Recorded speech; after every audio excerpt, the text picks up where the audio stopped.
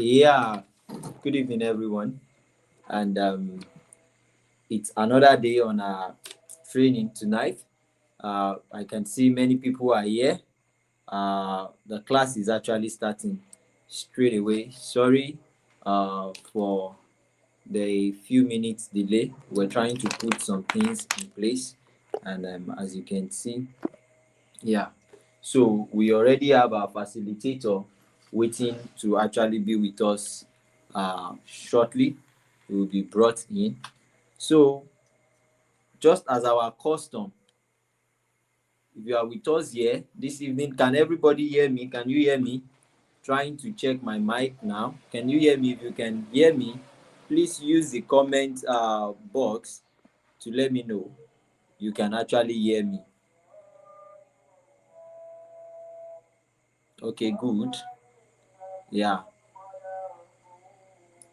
Our facilitator is already there waiting. If you can hear me, okay, that's very good. I can get that feedback from Peter Avalon. So to actually start what we have today, we need to go straight into the topic of the day, which is an overview of soil health. And then the person we're having with us today is Dr. John Isola Oluwashina. Um,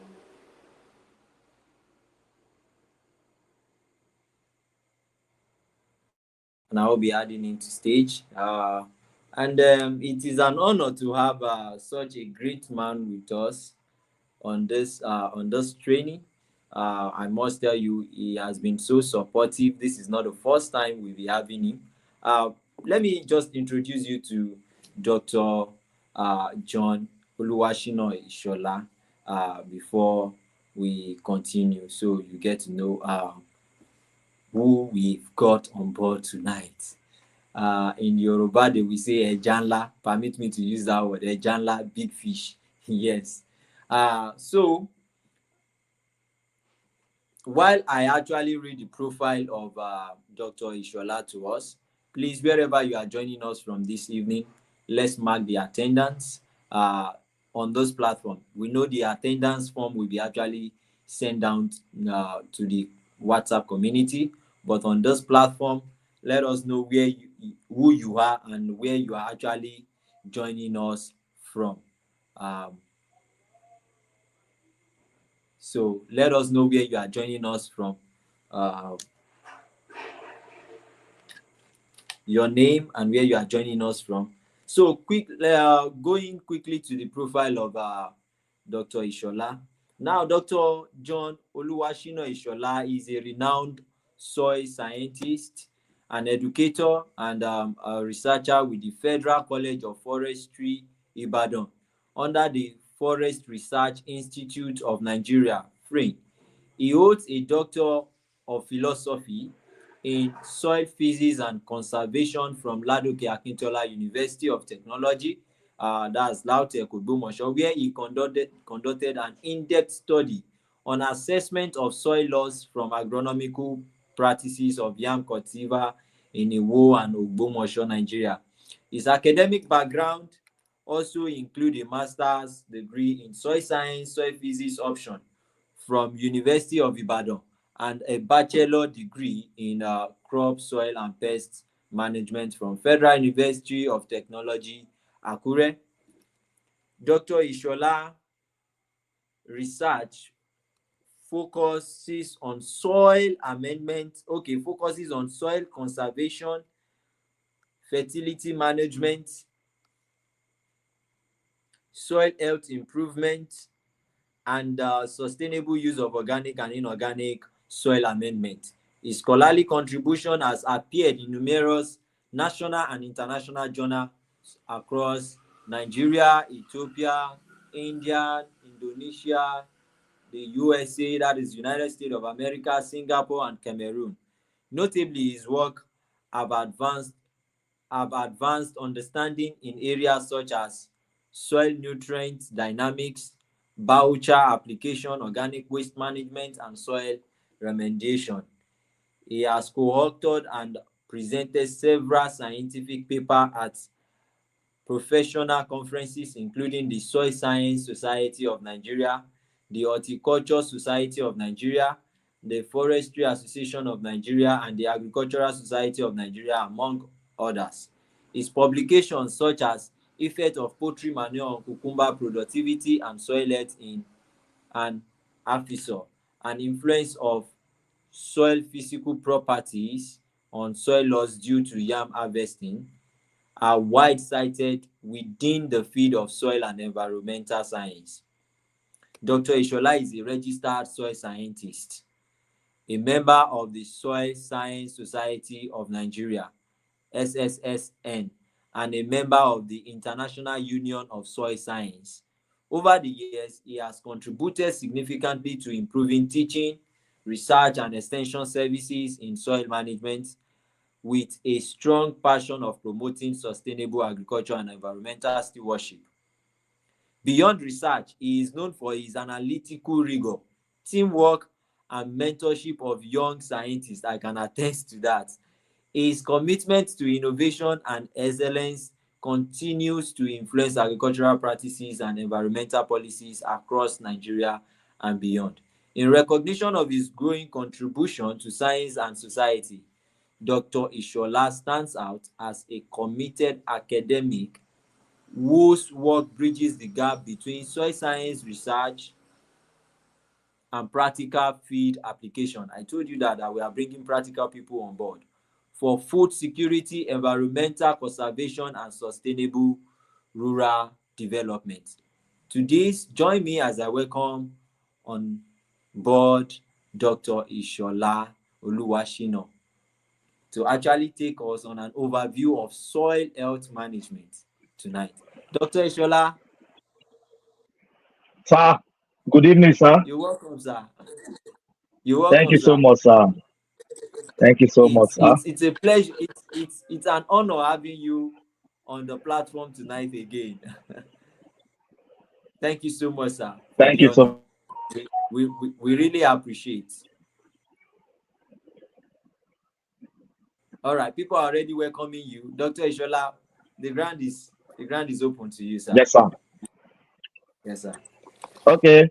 Thank you so much, sir. Our presenter, Sir Stephen Popola. Thank you so much for having me on the show tonight. I give thanks to Almighty God for us to see another time, another day, and another time again. I want to really appreciate our viewers and then the listener also.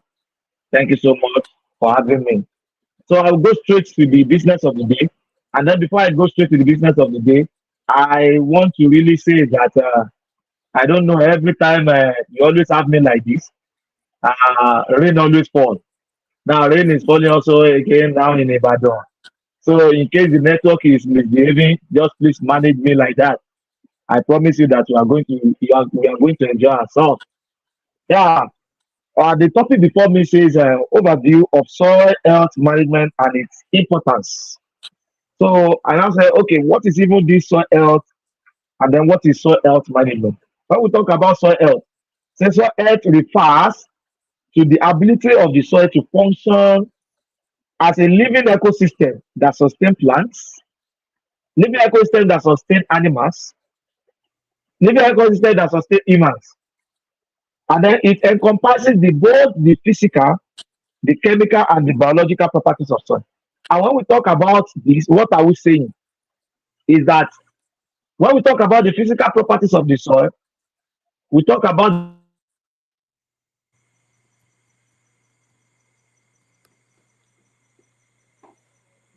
function as a living ecosystem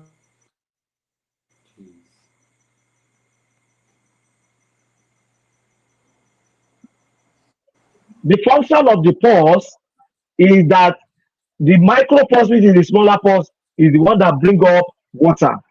It's being filled up with water. And then that is the reason why we calculate for available water content for the plant to be used.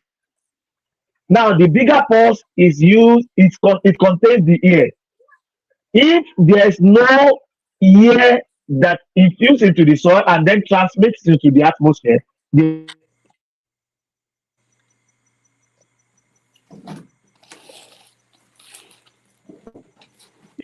we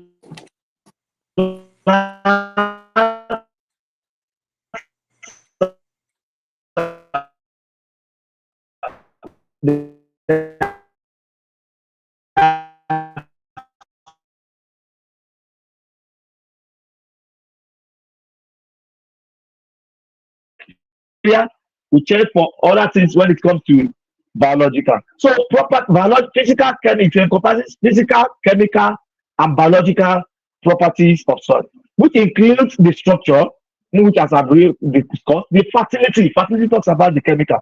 Structure talks about the physical, and then the biodiversity. So it talks about the biological. All these soils have good aeration, good air. Now, and that is the reason why when we are talking about an ideal soil, we will say that an ideal soil contains 25% air, 25% water, 45% minerals, and as well as 5% organic matter. Now, as small as that organic matter is more or less like a heart. Is the heartbeat of soil. You know, when you give birth to a baby, the first thing they first check is what? Is the heart of the baby. And when somebody dies today, the first thing they will check is what? Is the heart of the person. So organic matter is as important as the heart of human being. So that's why we call it as is a cementing agent, and then it's also what? Heart of the soil. So all these soils have good aeration, water infiltration, and nutrient cycling, which supports plant growth and microbial activities. Now, before we go far, I want us to even know, because we have been hearing about soil. What is even soil? Soil is a complex, dynamic, and living ecosystem that forms the upper layer of the earth crust. And then we get most of our food. 99% of the food we eat is gotten from the soil. Now, there's a new technology coming that people are now going to, like hydroponics. You cannot compare hydroponics with soil planting. Why? Because can you plant 20 hectares of maize inside water? The answer will be no. Our technology has not gone far to that level. And then there must be an exchange of gases between the root and the atmosphere. So it is very important. So there's nothing you can still do about it. It's the upper layer of the earth crust. And it is a mixture of minerals, as I've rightly said. It's a mixture of organic matter. It's a mixture of water, and it's a mixture of air. So, and I've told us the percentage in which an ideal soil is. Now, soil plays a crucial role in supporting life on Earth. Now, for instance, what soil is important in plant growth. It provides essential nutrients like your like our organic carbon, like our total nitrogen, phosphorus, potassium, calcium, cations, and micronutrients. Now, soil also plays a crucial role in water infiltration. That is the reason why most of the time when we want to go into planting, we do infiltration rate of the soil, saturated hydraulic conductivity of the soil. We want to know how level of which the water infiltrates into the soil. Not that maybe the soil, there's something we call crusting. Crusting means that that soil and water does not go inside the soil, which means the pores that have been blocked. And that is the reason why some of the time when you go to the farm, you realize that the surface of the soil will be wet. By the time you eat your oil with the soil, you realize that it's underneath with the what? Will be dry. That is what we call crusting. And a lot of factors can cause crusting. That's for another day. Now, carbon sequestration. We talk about storing carbon, which helps mitigate climate change. And that is the reason why you can see that things are changing every day as a result of what? As a result of ozone layer depletion. And we have biodiversity, we have ecosystem service. Now, what is this soil health management? You know, we have the soil defined soil health, we have defined soil, and then what is this soil health management? And don't forget, we are talking about the overview, we are talking about soil health management. Now, soil health management refers to the practice and techniques used to promote, used to maintain, and used to improve the physical, chemical, and biological well-being of soils. And then this involves number one, assessing the soil condition. I tell people when you want to go into agriculture, do what we call reconnaissance surveying. If you don't have money, at least you can do reconnaissance surveying. Now, under the reconnaissance surveying, That is where you do what you call soil testing program. And I will take my time to really analyze this aspect very well, because a lot of people are in problem today because as a result of what, they don't know what is supposed to be in the soil before they venture into agriculture.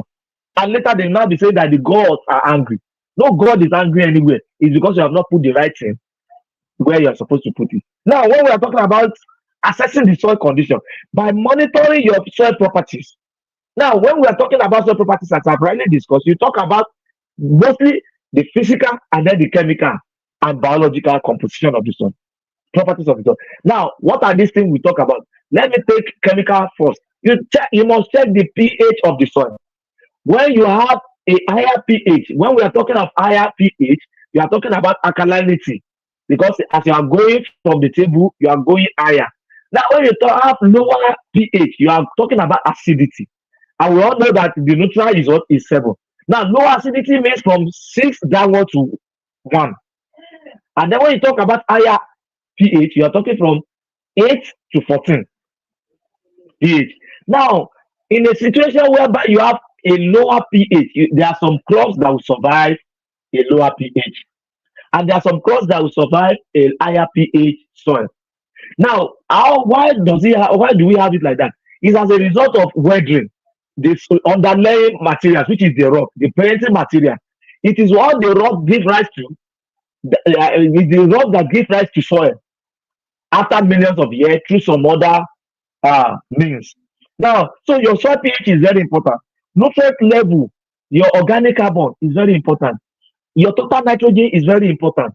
Your available phosphorus is very, very important. Your cations, which is your calcium, magnesium, sodium, and potassium, they are very, very important. And then your micronutrients, which is your copper, your zinc, your manganese, they are very, very important. And they have to be in right proportion so that there won't be fixation, so that there won't be problem. Now, soil is more or less like what you throw inside the soil, it's what the soil gives unto you. If there's no enough potassium in the soil and you are planting something like maize, you will realize that at the end of the day, potassium that is necessary for fruiting, that crop may not give you the right fruiting. And that is the reason why we always have what we call Yorubas call Olomoskata. I call it Olomoskata, but Yoruba call it Olomoshikata. Papa Dado. Now I call it Olomoskata skata. So it's a problem. Now, when you talk about the physical, you're talking about the structure, you're talking about the bulk density, you're talking about the infiltration rate, you're talking about the saturated hydraulic conductivity. So all these things has to be checked. Microbial count is there, bacterial count is there, nematological count is there, entomological, they are there, that needs to be checked. Now, number two thing that it soil health management involves is conserving soil resources. You know, most of the time I pity us at times when we say we pack soils and then we will say that we want to do home garden and then we want to go and use it to be planting tuber crops. You know, tuber crops are nutrient miners. By the time you pack your soil and at the end of the day you went to go and use it to go and plant your what's it called, your yam. Now, number one, you have subjected the soil where you pack it to an environmental forces, because by the time you are digging the ground and packing those soils, you are subjecting it to different environmental sources. Wind will come, will blow it. Water will come, erosion. So glacier will come like that, because of what you have depleted and you have detached the soil. And then what binds the soil together is the organic matter. So the moment you detach it and you deplete it, you have exposed it to environmental problem. Now, and that is the reason why we talk about the kinetic energy. When rain falls, that is the reason why most of the time we always have request that people should have a protective measure on the soil, so that we can be able to conserve our soil and then so that the resources can be there. So erosion, salinization, and nutrient depletion. There's no how erosion will come in and the nutrient will not be depleted, because erosion will do or carry away the topsoil and transport it to another place. And what are these things that is being transported? Is the soil particles. What are these soil particles? We talk about our sand, silt, and clay. Is either by water, is either by tillage, is either so erosion. So there's a problem like that if there's no conserve, if you cannot conserve your soil resources. Another one that it involves when it comes to soil health management is improving the soil fertility. So how do we improve our soil fertility? By adding organic matter into the soil. Now, how do we get our organic matter? It is from the organic material that decomposes to give rise to what organic matter. Now, what are the examples of this organic materials? For instance, now, by the time you harvest your maize, the ones that you take home, that Yoruba calls aha agbado, why not to remove it on the farm and drop it there? Because what that one dey get decomposes through the influence of moisture and temperature, and then become give rise to what organic matter. That is one. Now there are some things that are useless at home that you take from the field and you take it at home to your home or to the processing place. Bring it back to the field. And then when you hoe, don't hoe the soil as if you want to go and lay your bed on it. Hoe it and then put it back, the grasses, put it back on the soil.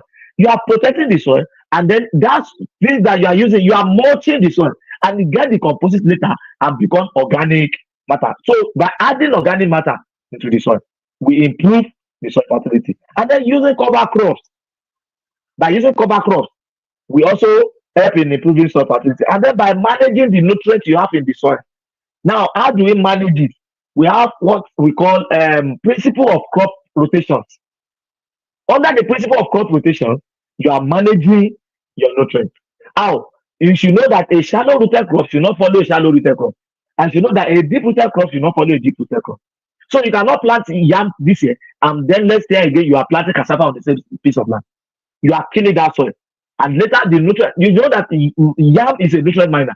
By the time you are not bringing cassava again, it's going to mine the soil. So you are killing that soil and you are exposing it to environmental danger. So another thing that involves in soil health management is enhancing your soil structure. Now, using conservative tillage, for instance, now let me give us an example of growing yam. I worked on different tillage practices. Manual mound when we want to grow yam. You know our manual ridge that we always do in some part of the country. Some people use that kind of ridge for growing yam. And then we have Zaire pit. Now, that Zaire pit is more or less like digging down into the soil to like 15 to 30 centimeter.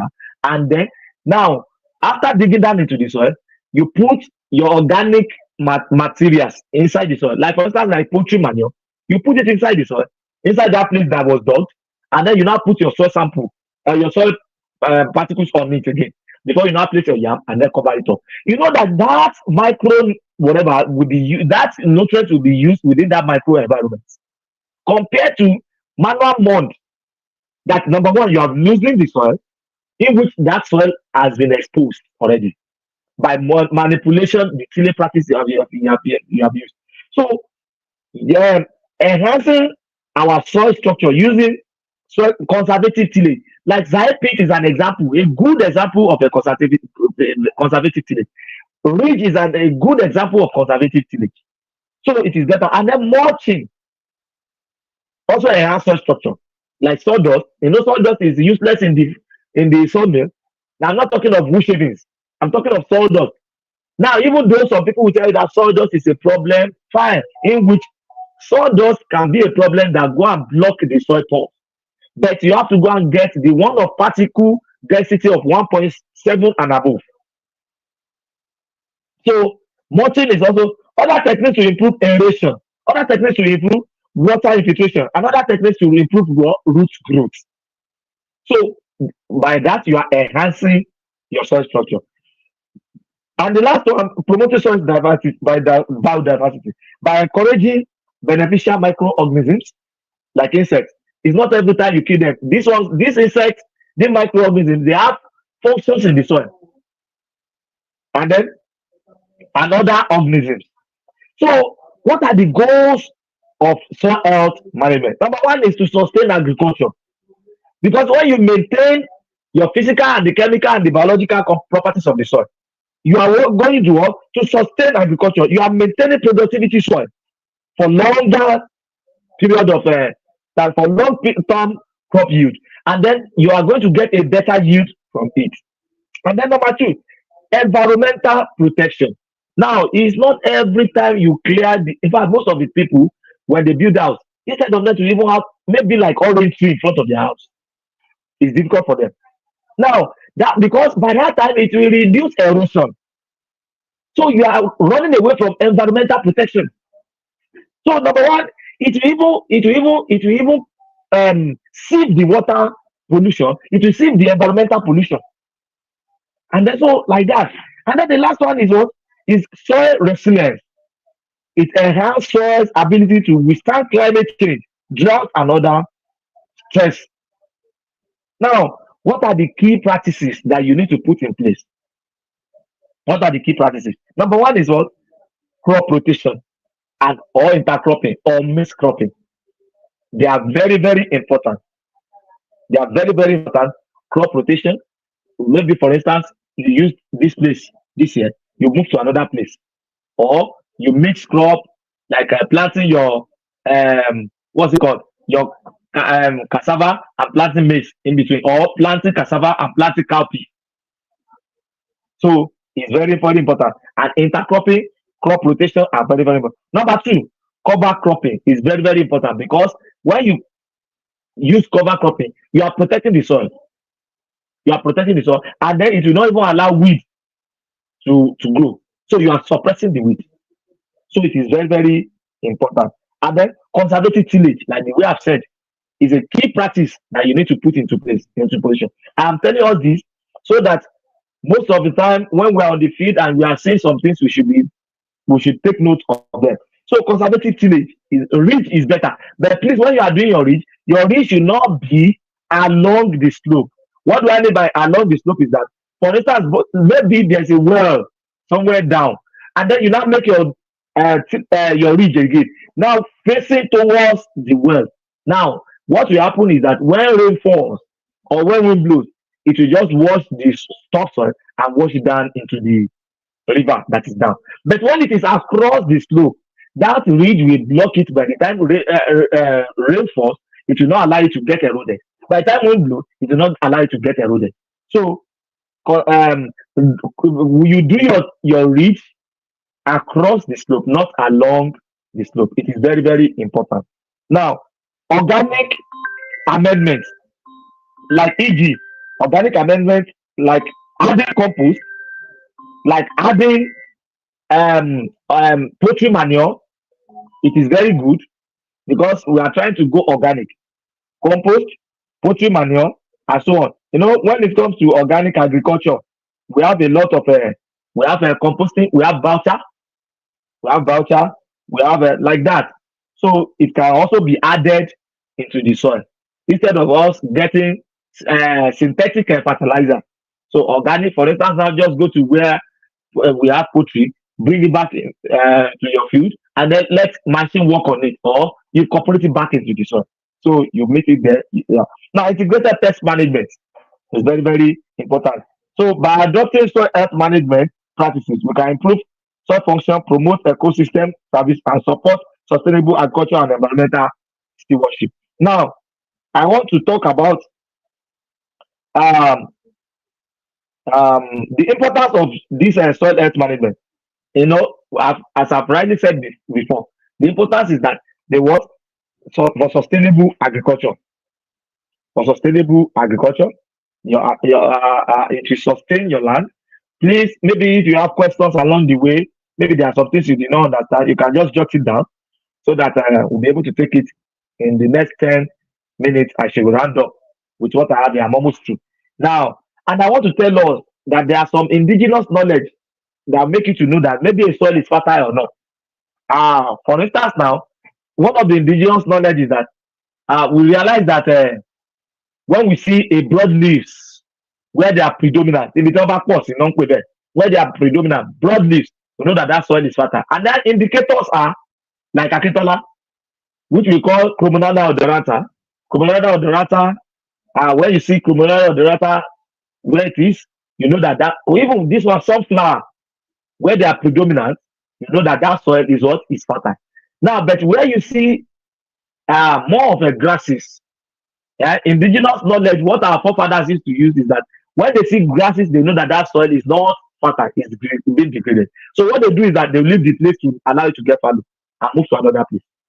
So it's an indigenous knowledge for us to know. That's number one. Number two is that in the situation whereby you realize that that soil is black, A black soil, people believe that a black soil means that when you say black soil, it means that that soil is fertile. Now, a soil can be black and may not be fertile. It may be as a result of excess nitrogen. It may be as a result of a burnt. Maybe that place has been burnt. So you have to be very careful. There's no way you want to do like that except by doing what we call soil testing, taking it to the laboratory. And for instance, now when you want to check for nitrogen in the laboratory, we have what we call Keja. I don't want to bore you with all those methods. Keja method. It passes through three stages. The first stage is digestion. After digestion, you do what we call distillation.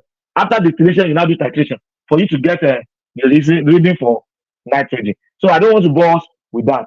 So we have indigenous knowledge. And so if you don't have money to go and do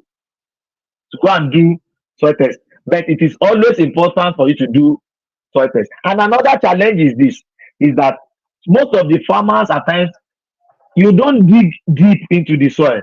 We have what we call soil profiling. We dig soil profile, and then for us to know. Okay, for instance, now we have a situation whereby we want to go into maybe planting of a yam, and then maybe you did not check it very well. You now realize that by the time you dig down to like a 30 centimeter, you now realize that by the time you dig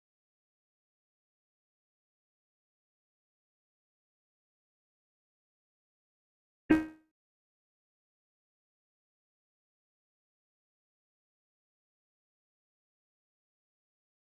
you see that by the time you see it like that, which means that crop, whatever crop you plant in that place, will not do well. So it is good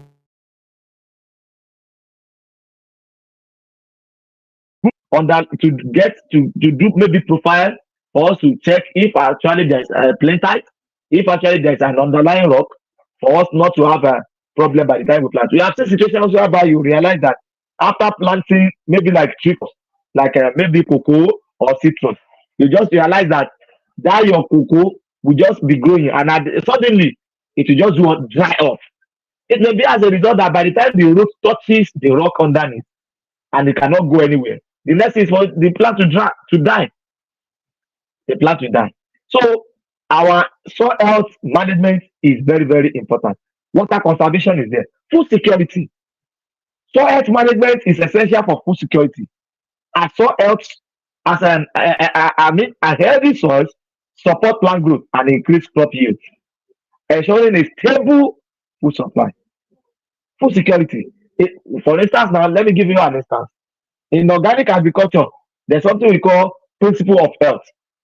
Now, in principle of health, now we realize that most of the time people will go and kill an animal that is not healthy.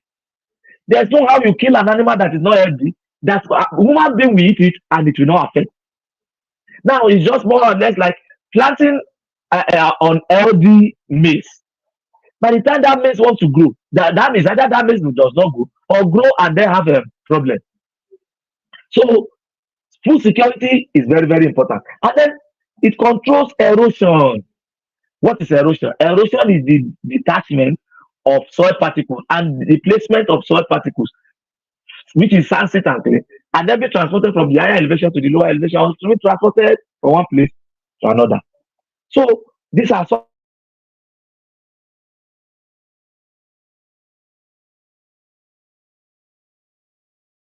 the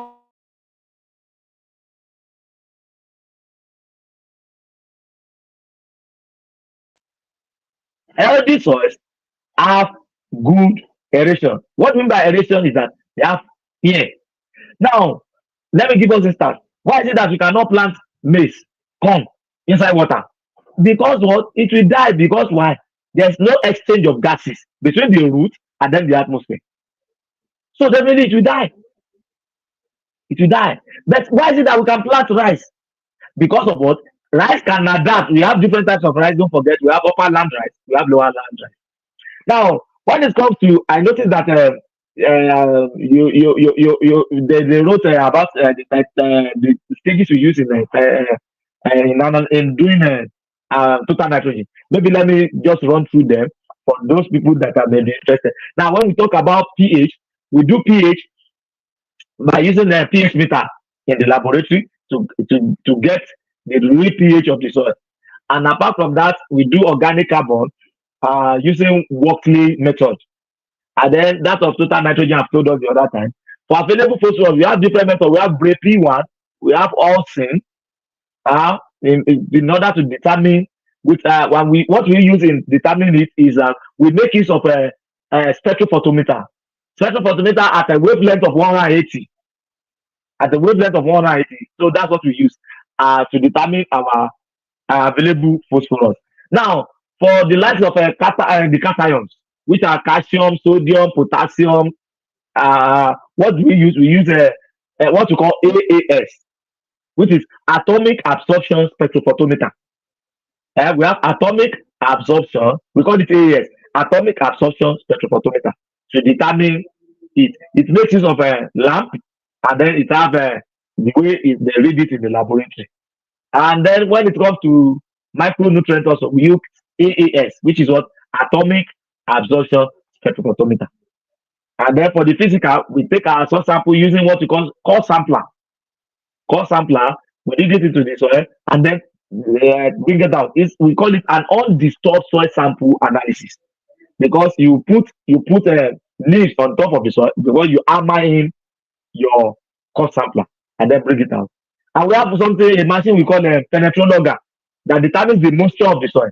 Moisture is very important in the soil, because if there's no water, how would the plant survive? Water is very important, and that is the reason why most of the time they will tell you that for people that work on water stress, drought, they will tell you to go and check for the field capacity of the soil. Now, when it comes to moisture, we have what we call field capacity, we have saturation level, we have a permanent wilting point, we have incipient wilting. So incipient wilting talks about that as at that time the plant is trying to die. Let me use that language, that it's about to die. The right word for when the plant is about to die is wilt. Plants don't die, plant wilt. It's animal that dies. Plant don't die, the wilt. Now, incipient wilting means that as at the time you now add water to it, the plant will get resuscitated again. That is incipient wilting. But for permanent wilting point, that one dies permanently. It dies permanently. So for saturation level, it means that where you are supposed to have 25% water, 25% air, which means that 25, everything now becomes 50 percent water. So the part that is supposed to be contain air will also contain water. The one that's supposed to contain water will also contain water. So the two of them will now contain water. So that is what we call saturation level, and that is the place where we call Fadama, our pool. You will realize that 24/7 throughout the year water is always there. So that's what we call saturation level. Now during the rainy season, you realize that people don't even go near there. But during the dry season, people go and do their dry season vegetable, because there's always water availability. So which means the what's it called? The water table in that place is high. The water table in that place is high. So for feed capacity is an ideal condition for growing crops. It's an ideal condition for growing crops. So whereby you have your 25% here inside the what? Bigger pots, which we will call macro pots. And you have your 25% water in your smaller pots, in which you call capillary tube or capillary pots. And then you have your 45% nutrients, and you have your 5% organic matter. I think let me stop here, so that maybe I can encourage questions from our guests and then from our viewers. But before I hand over, I just want to say that to recommend that we should promote sustainable agriculture, and then we should do what we call soil testing. By the time you promote sustainable agriculture, you encourage farmers to adopt sustainable agricultural practices that promote soil health. And then soil testing is good, and it's supposed to be a regular thing. Regularly test your soil to determine the health and fertility status of the soil. And then you need to do what we call education and awareness to the farmers. We need to educate our farmers. We need to educate our policymakers, because some of them don't know. Most of the time they just say, agriculture pays fine, it pays. But if you have the right resources, it pays. So our policymakers need to be educated. And then the general public needs to be educated about the importance of soil health. If people have been educated about soil health, they will not be packing soil samples and be taking it to another place and be saying that they are doing home garden for planting yam, for planting any other root and tuber crops. And then policy support.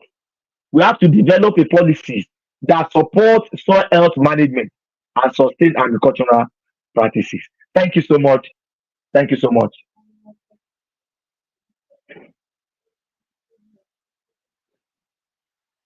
Thank you, sir. Are you there?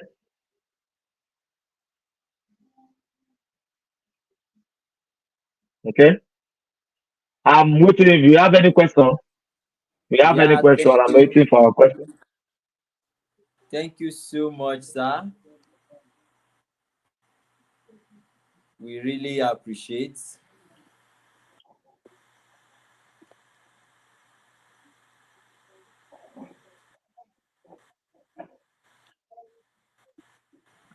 All right.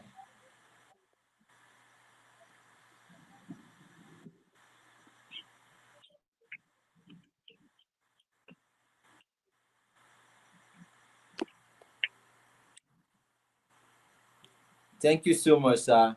We really appreciate all You're you've done welcome, sir. for us tonight. We really appreciate. Thank you so much. Thank you. Uh, there is no time you have ever come on board. We don't get from you. In fact, it has been, should I say, a blessing to actually have you this evening again. I love that part. Let me just reframe what you actually started with when we're talking about soil management.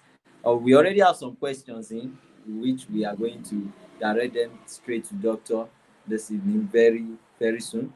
He said, whatsoever we cannot measure, we cannot manage. And that is why you actually started Mm. the soil health management with surveying, getting to know what is on ground. Thank you so much for that. And I also love the part, every time you mention that part of indigenous knowledge, of actually getting to know how fertile our soil is. Yeah, it's always it touches me most time.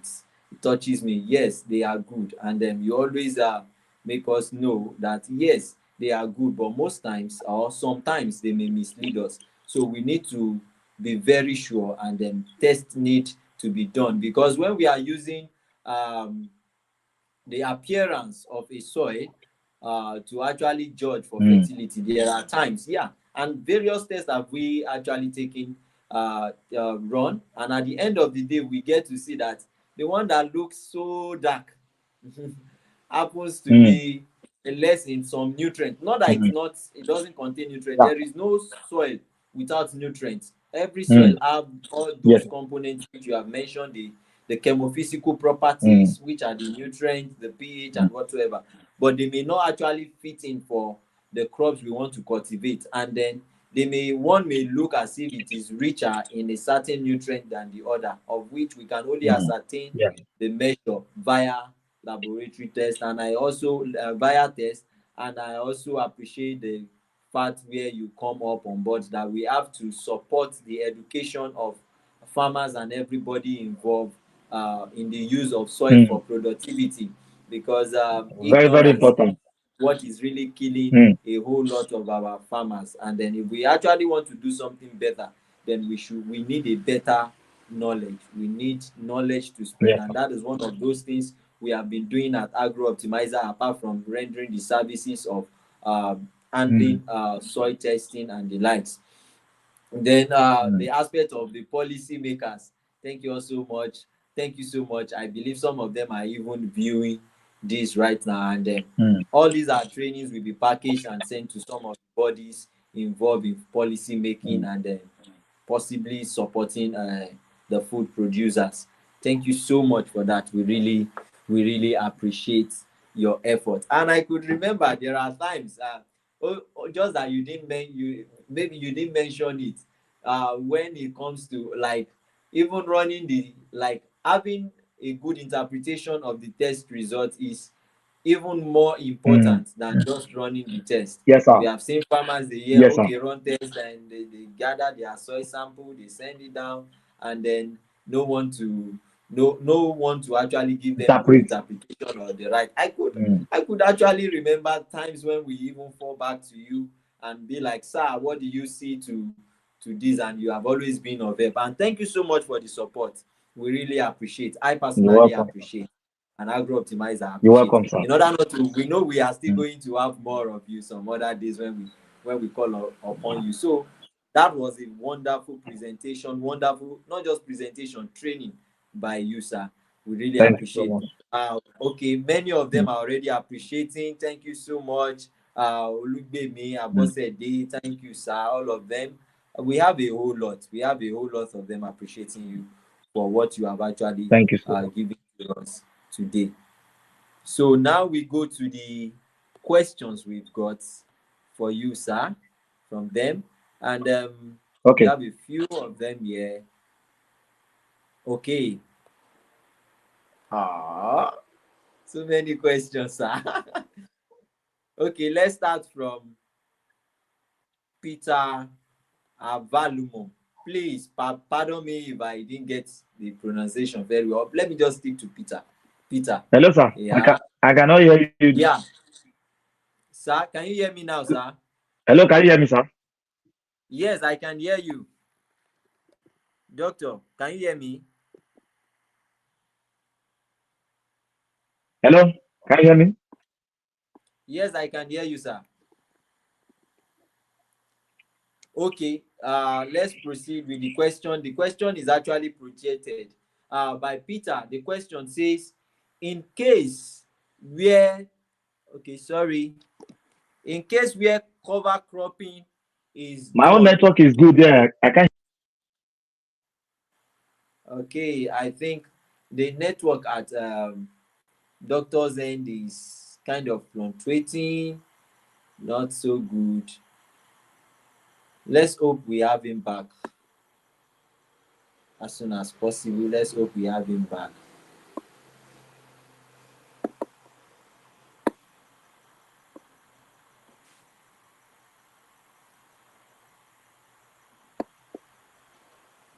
Okay, let's hope we have him back shortly.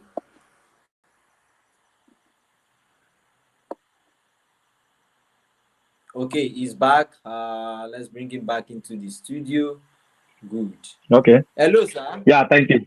Yes, I can hear you clearly now. We are glad you are back. Now, the question is also Yes, sir. projected on the screen. It says, Okay. in cases where cover cropping is done, won't there be a struggle for available nutrients between the two crops? I believe that's Okay. all right, sir. Yeah, when we talk about cover cropping, for instance, now you make use of maybe cowpea. Cowpea fixes atmospheric nitrogen. It fixes atmospheric nitrogen, so there won't be a competition. Now, what really happen is just that under normal something, when one is sapping the nutrients, the other one is releasing back. Now, through the roots, because we have something under the ground from the root of the legumes, we call it notes. And what is the function of this thing is what fix atmospheric nitrogen. So in this case, whereby cover crops is done, won't there be struggle for available nutrients? Well, fine. The nutrient that is available, the plant will use it, and then we still release some. And that is the reason why we always say that by the time you harvest your crop, please drop it back into the soil. Drop it back into the soil so that it gets incorporated back and then become a nutrient for the soil.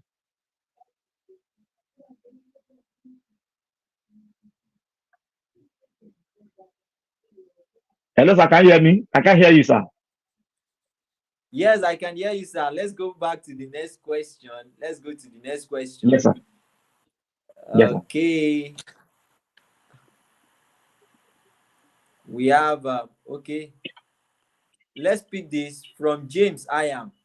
He said, does too much rainfall leach top fertility downward? Yes. Um, it depends on when we talk about leaching, we are talking about nutrients from the topsoil going down into the subsoil.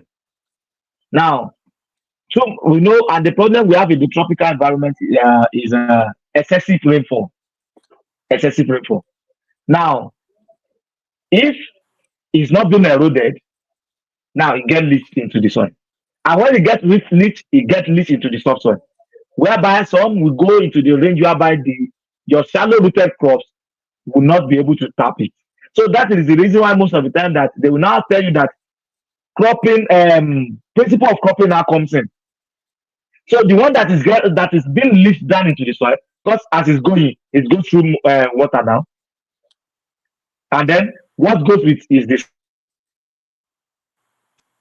So excessive rainfall will now leach into the soil. Yes, sir. All right, sir. We looking at, there are certain questions that came in, and then we are still Okay. trying to sort them out fully. We got them mixed up. But I could remember someone was asking what is the name of the device or the machine you said is used for uh, measuring moisture or testing for moisture. Okay. We call it a penetrologer. Penetrologer. Okay. All right. We I have think penetrologer. okay. That has been answered. Okay. Still trying to search out some of the questions. No problem. Uh, Only that we have them all off at the point in time. Okay, we've taken this. Okay, we have some appreciation. We still have about 3 minutes to the end of. Okay, we have appreciation from them. We have appreciation from Okay. the participants. Thanking you for your time. Thank you so much, sir. Thank you. You're All right, welcome. sir. Okay, let me ask this question. Okay, we have someone say thank you for your time. Looking forward to see more of you. Looking forward to see more There's of no you. problem. All I'm right. available. No problem. Sir, there is Yes, sir. this question. I just want Okay. you to help us address it. Uh, Okay. Many a times it is being seen to be that soil testing, because from Okay. since we are on the field, we relate with farmers, we get to meet with farmers, and then we have seen that most of the time they are always like the cost of actually running a test or yeah for their farmland Is I. is high. So Yeah. what do we say to actually justify this? Is there anything we Okay. can actually Uh, say on this? Is it high uh, actually compared to, okay, what really happened? I don't want to give words into your mouth. What can you say? Yes. And thank God You know, you are part of the body of soil scientists, so you should be able to say yes. something. Yes. To the glory of God, I'm a registered soil scientist. I'm a member of International Union of Soil Science. I'm a member of Soil Science Society of Nigeria. Number one, I know that it's a bit expensive, but one thing we always say is that there's this saying that when you say that education is expensive, try ignorance. I don't know if I've said it well. You know, when you see what will fetch you a lot of money, it's better you expend on it. What do I mean by that is that now instead of you doing clustering sampling method, you can do what we call bulking, whereby you take your soil samples from different location, and then you bulk it together, you add it together. That's what I mean by bulking. And then you now take it to the laboratory, little of it, and then for analysis. Fine. But if you did not, can you still hear me, sir? Yeah, I I'm hope you with can you, still hear sir. me. Yes, sir. Oh, good. Now, what really happened is just that it is advisable for you to know. It's just like normal human being. If you don't know if you they didn't do test for you, and you are complaining headache every day, and there's no test, they will just be giving you paracetamol, and then it may not be paracetamol. Maybe that person is working towards stroke or hypertension or high BP. So if you did not test your soil, you will not know the condition in which your soil is, and you will not know the way to manage it. So the health of the soil is more or less like you managing your personal health. And then I've come to realize it, for instance, that majority of us that use vehicles, maybe machine, or when we don't even take care of the vehicle, eh? And one day when you are now going, you now realize that the shaft removed. So it's just like soil too. By the time you did not take care of that soil, a day is coming whereby when you grow maize, it will just be giving you almost scatter, that we call almost scatter. So like that, or you can start seeing them that they will not be giving you good yield. So I want to encourage everybody, most especially if you are just going into agriculture, please do soil testing. Soil testing is very important. Fine, it may be expensive, but please, it is advisable and it is important and compulsory. Thank you. All right. Thank you so much, sir. You're welcome. We love what you have given to us tonight. We appreciate you. Thank you so much. And then even You're welcome. from the comments from the participants, they really enjoyed you tonight. And I love that part where you Yeah. said, whosoever says ignorance, knowledge is expensive, then Education, they should mm, actually Shita ignorance. try. We have actually seen people losing so much simply because they fail to do the first thing. And I also By taking us writing. back to where you started from. You said most of the time when things happen, we always say the gods are hungry. Mm, You actually said mm, to us that the gods are not hungry. We are the one that have refused to do what we ought to do. We have refused to do due yeah. diligence. Thank you so much, sir. And Mm, I even from tonight, I feel possibly before the end of the training section, because it's going to take two yes, sir. weeks and we're going to have practical sections in Okay. places, not just only at say in places across the country. We still Okay. love to actually have possibly maybe not up to an hour, but at least a brief section with you. And then, Okay. sir, I'm actually saying this for the sake of the participants, and I want to actually have you confirm it to them if it will be possible. There are certain questions which they asked, of which we cannot actually retrieve now, but we'll be able to actually retrieve them later. Can we actually send them across to you? Then you help us provide answers to them so they can have the answers from you directly. No problem. No problem. They can send it in. I will try as much as well to answer them.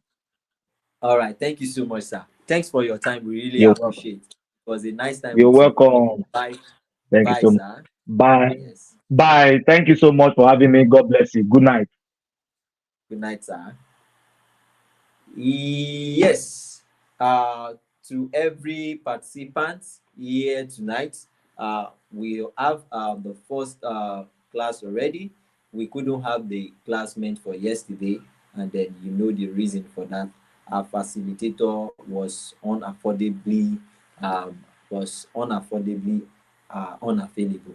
So the class continue, and then more information will be dropped on the WhatsApp community platform on how it goes and how it's getting better. And I believe you are preparing for the practical sections. You can actually hear from Dr. John trying to mention some of the procedures for laboratory soil analysis, how they go about it. So various nutrients, various process, and then some of them don't really, they are not something that happened at the time. Those are things we are really going to explore the laboratory tests, digital solutions, and all.